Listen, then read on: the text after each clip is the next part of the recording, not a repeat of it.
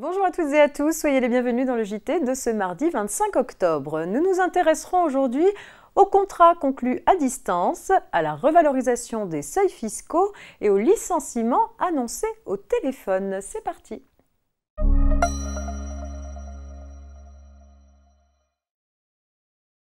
On s'intéresse donc pour commencer au contrat conclu à distance avec l'affaire suivante. Une femme fait appel à une professionnelle pour effectuer des travaux d'aménagement et de décoration de son appartement. Après avoir réglé plusieurs acomptes, la cliente refuse de payer le solde des travaux. Elle assigne la décoratrice en annulation des contrats conclus avec elle. La cliente reproche à la professionnelle le non-respect de la réglementation applicable aux contrats conclus à distance. Les deux parties se sont entendues sans jamais se rencontrer physiquement en utilisant des techniques de communication à distance. Pour la cliente, il s'agissait donc bien de contrats conclus à distance. Elle a tort.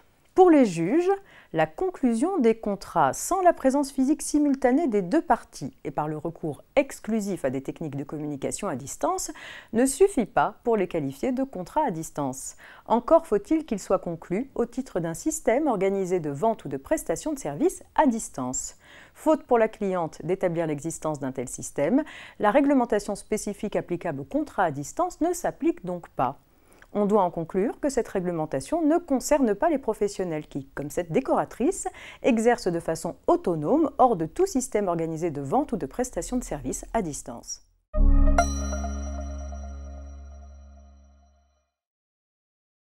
Tous les 3 ans, certains seuils fiscaux sont revalorisés dans la même proportion que l'évolution triennale de la limite supérieure de la première tranche du barème de l'impôt sur le revenu. Le projet de loi de finances pour 2023 prévoit ainsi une actualisation des seuils de chiffre d'affaires ou de recettes des régimes micro BIC et BNC, ainsi que du régime simplifié d'imposition BIC. Sont également revalorisées les limites de la franchise en base de TVA et du régime simplifié de déclaration de TVA.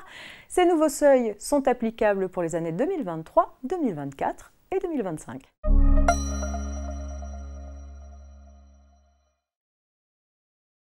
Et on termine avec une petite histoire de licenciement annoncé au téléphone.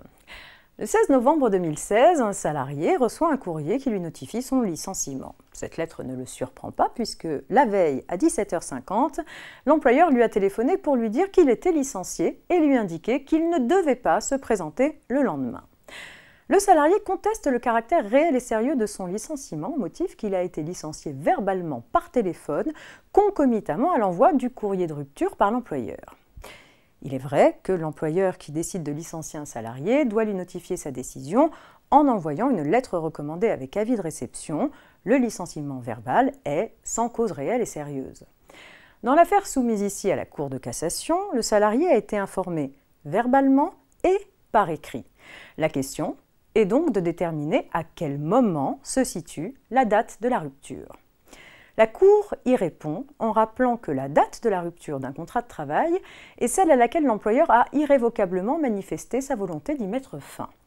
Ici, l'employeur a mis fin au contrat en envoyant la lettre recommandée avec accusé de réception qui notifiait le licenciement au salarié.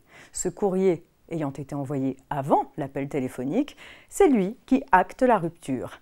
Reste que pour éviter tout litige, il semble préférable de ne pas informer verbalement le salarié de son licenciement avant qu'il ait reçu son courrier de rupture.